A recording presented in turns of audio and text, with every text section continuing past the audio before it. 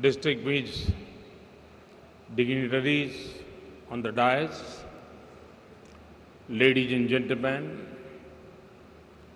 I welcome you all to New Delhi for this landmark conference, the first after the adoption of Sendai Framework for disaster risk reduction. I commend the national disaster risk management agencies, the governments in the Asia-Pacific region, the United Nations, and other stakeholders for coming together for this important cause. Friends, 2015 was a momentous year. Apart from the Sendai Framework, the international community adopted two other major frameworks to shape the future of humanity. The Sustainable Development Goals and the Paris Agreement on climate change. The spirit of interconnectedness highlighted in the film is the hallmark of these global frameworks. The success of each one of these depends on the success of the other two. Disaster risk reduction has pivotal role in supporting adaptation to climate change as well as sustainable development. It is in this context that this conference becomes timely and relevant. Friends, over the last 2 decades, the world and especially our region has undergone many changes. Most of them are positive. Many countries in our region have transformed their economies and become engine of global economic growth. Hundreds of millions of our people have been lifted out of poverty. The Asia-Pacific region has been a global leader in more ways than one. But we must not take this progress for granted. There are challenges as well. Over the last 20 years, more than 850,000 people died from disaster in the Asia-Pacific. 7 of the top 10 countries in the world, in terms of number of deaths due to disasters, are in the Asia-Pacific region. I've seen more for myself the human suffering caused by disasters.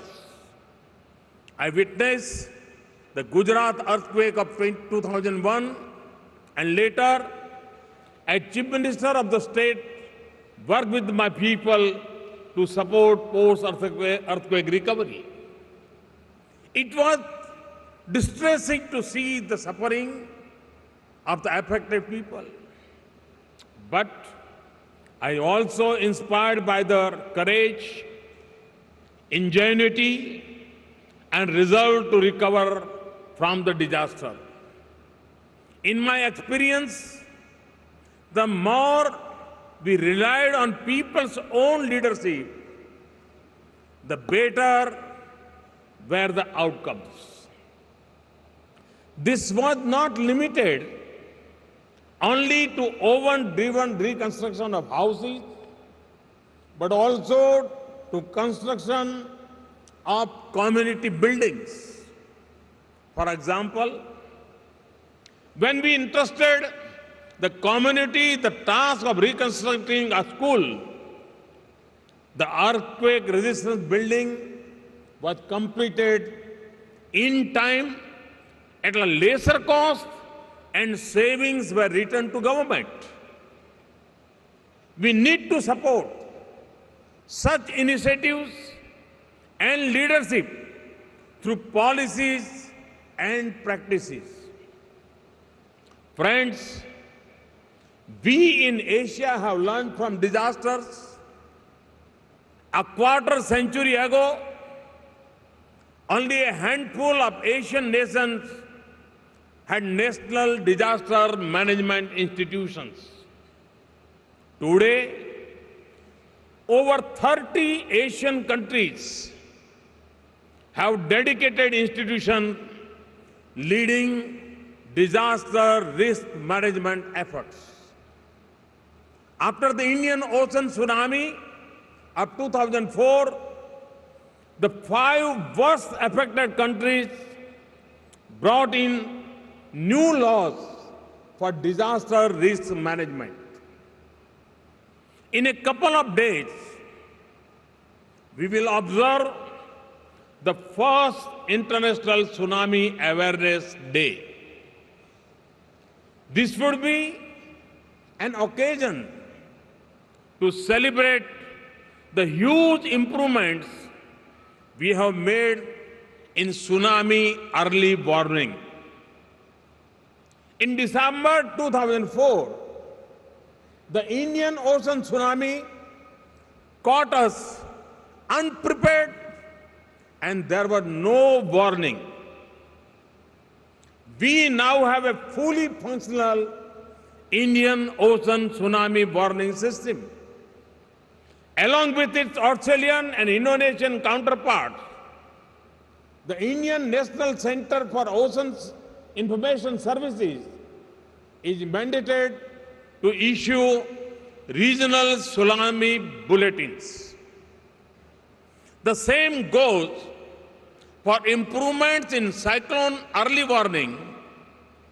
India, if we compare the impact of cyclone events in 1999 and 2013, we can see the progress we have made. Similar progress has been made in many countries. For example, after the 1991 cyclone, the government of Bangladesh launched a large community-based cyclone preparedness program. It led to a significant reduction in loss of lives from cyclones. It is now recognized as a global best practice. Friends, this is just the beginning. There are daunting challenges ahead. The Asia Pacific is a rapidly urbanizing. Perhaps within a decade, more people in the region will live in cities than in villages. Urbanization will pose greater challenges for disaster risk management by concentrating people, property, and economic activity in smaller areas, many of them in disaster-prone locations. If we do not manage this growth in terms of both planning and education, the risk of economic and human losses from disasters will be higher than ever before.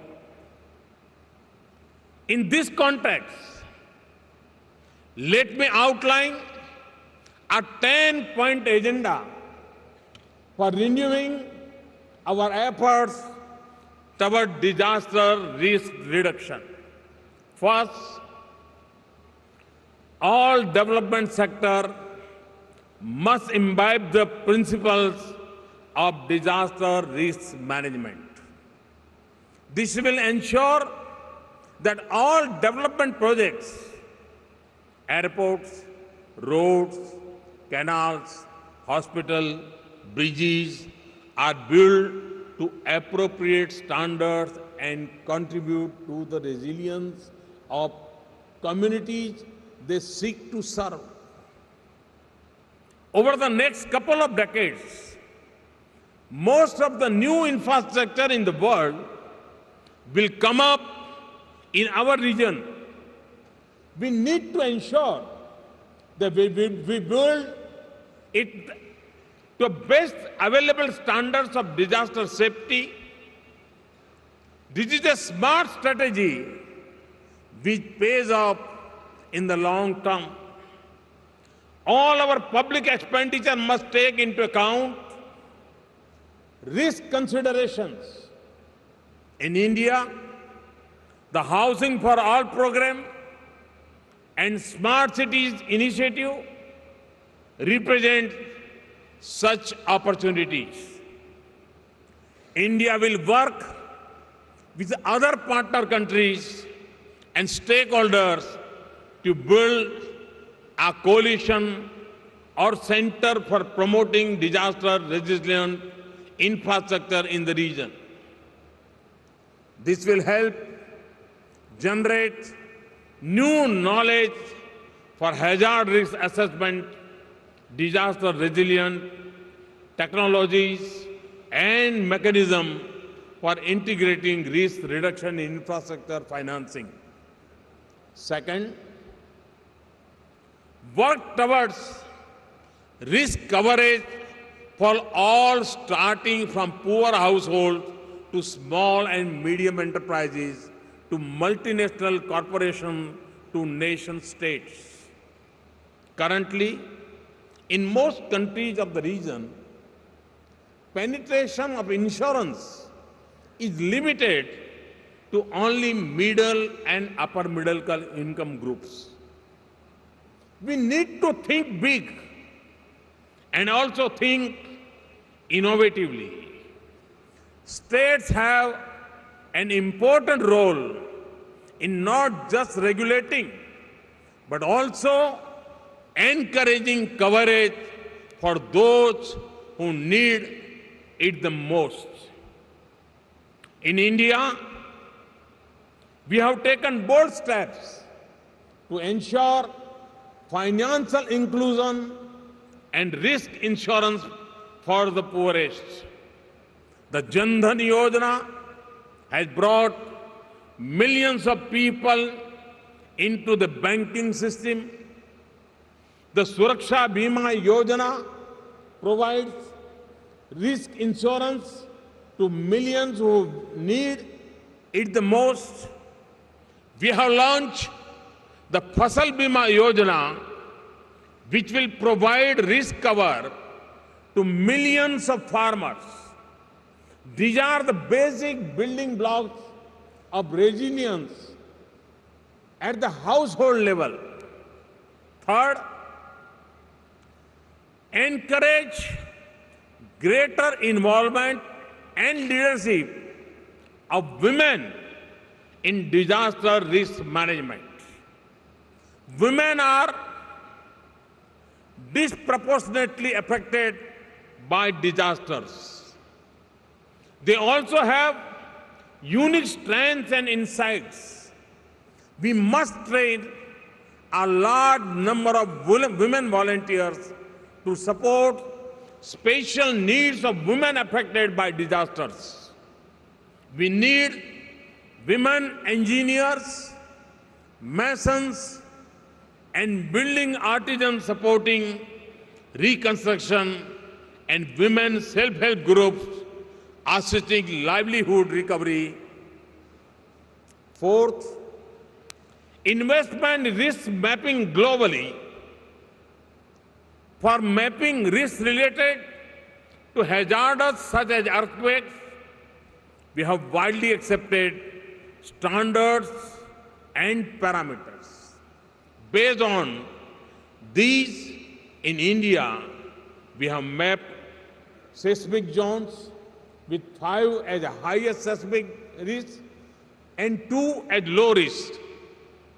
For disaster risk related to other hazards such as chemical hazards, forest fires, cyclones, different types of floods, we need to evolve similar globally accepted risk categories.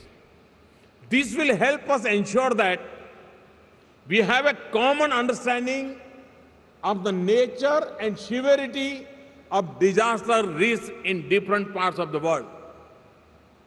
Fifth, leverage technology to enhance the efficiency of our disaster risk management efforts.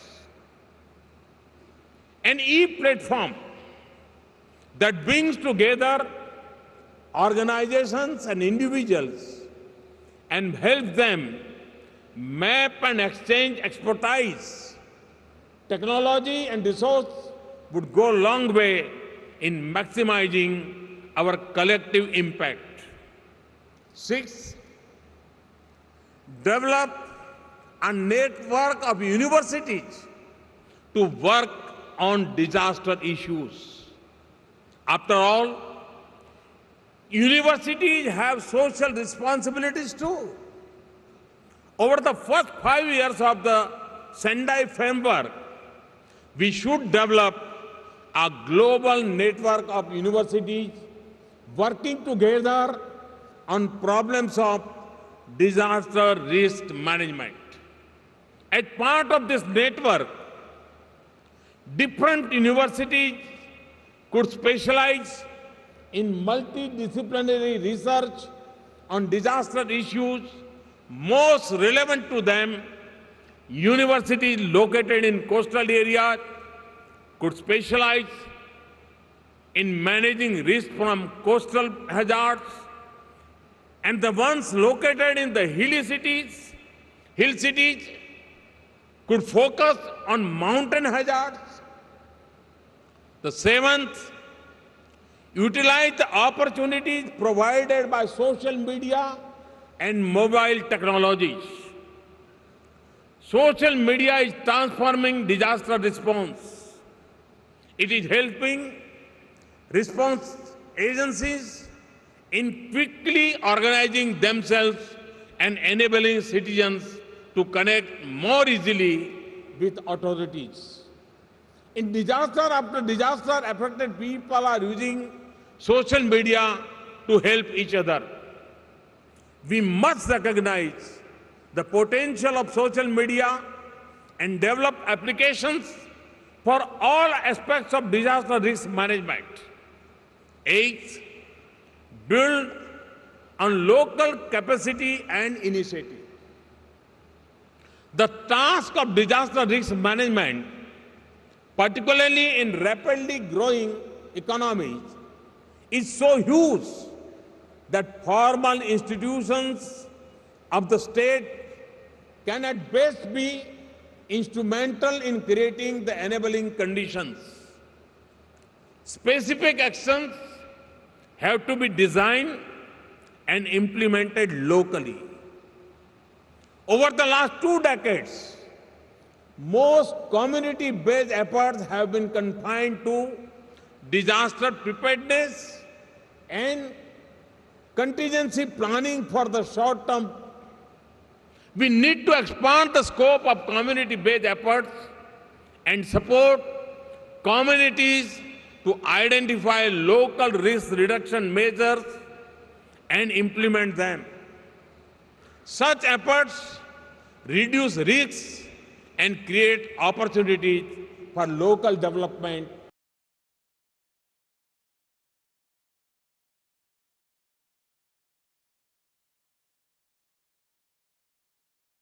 Sure that we make the most of traditional best practices and indigenous knowledge. Response agencies need to interact with their communities and make them familiar with the essential dais of disaster response. For example, if a local fire service visits one school in its area every week, it would sensitize thousands of children over a period of 1 year. Ninth, ensure that the opportunity to learn from a disaster is not wasted. After every disaster, there are papers and reports on lessons learned that are rarely applied. Often the same mistakes are repeated. We need a more vibrant and visual systems of learning. The United Nations could start an international competition of documentary film that record disaster events, their scale, and relief, rehabilitation, reconstruction, recovery effort. Afterwards, post-disaster recovery is an opportunity to not just build back better in terms of physical infrastructure, but also in terms of improved institutional systems for managing risk. For this, we need to put in place systems that can quickly provide risk assessments.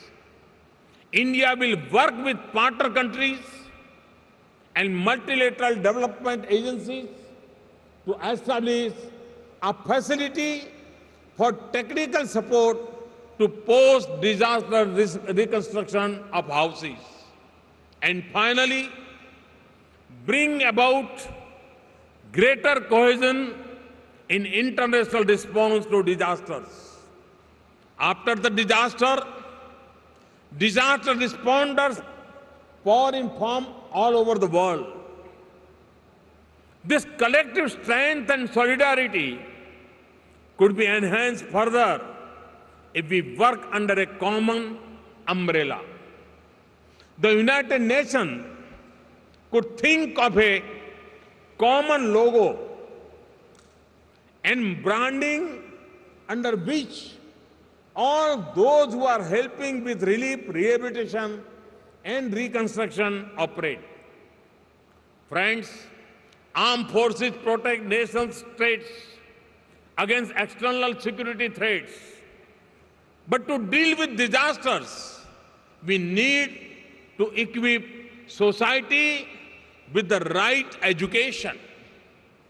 We have to wholeheartedly embrace the spirit of Sendai, which calls for an all-of-us society approach to disaster risk management. In India, we are committed to walk the talk on the implementation of Sendai Framework. In June this year, India's National Disaster Management Plan was released, which is aligned with the priorities set out in Sendai Framework. In our effort to build disaster resilience, we stand shoulder to shoulder with all the nations of the region. Regional and international cooperation has an important role in providing an added push to our efforts. Last year in November, India organized the first ever South Asian Annual Disaster Management Exercise. In the spirit of regional cooperation, India will soon launch the South Asia satellite. The capabilities of this satellite and other space-based technologies can support the full disaster risk management cycle, risk assessment, risk mitigation, preparedness, response and recovery. India is ready to make its space capabilities available to any country for purpose of disaster risk management. As we implement the Sendai Framework, we would welcome new opportunities for regional and international collaboration. I'm sure this conference will energize our effort, and the outcomes of the conference will provide a solid blueprint for collective action. Thank you. Thank you very much.